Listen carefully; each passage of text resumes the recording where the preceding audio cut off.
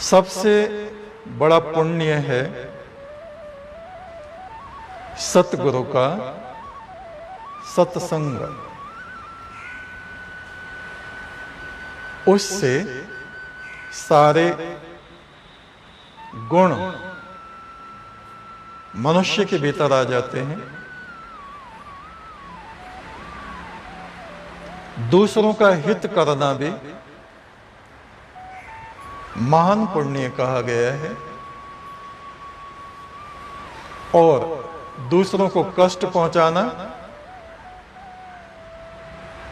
पर पीड़ा सम नहीं अधमाई। दूसरों को पीड़ा देने के बराबर कोई अधमता पाप नहीं।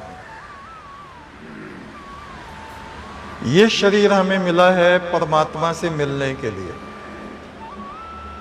इस जीवन में, इस जन्म में उस प्रभु से हमारा मिलन हो जाए और उस दिशा से हटके हम दूसरी दिशाओं में भटकने लगें, पाप कर्मों में लग जाएं,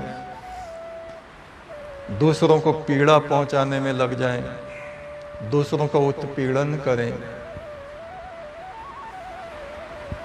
उससे बढ़ के पाप कर्म नहीं कहा गया है। दूसरों को दुख देना ये सबसे बड़ा पाप कहा जाता है और दूसरों के दुखों को दूर करने का उपाय करना ये महान पुण्य कहा जाता है। खुद भी भवसागर को पार करे और दूसरों को भी पार होने की प्रेरणा दे। ये महान पुण्य और सत्पुरुषों के संग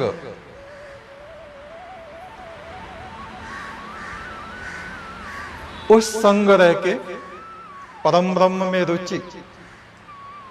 ये नहीं साथ में तो बैठे हैं लेकिन रुचि कहीं दूसरी तरफ बनी हुई है तो वहां भी मनुष्य का कल्याण नहीं होता।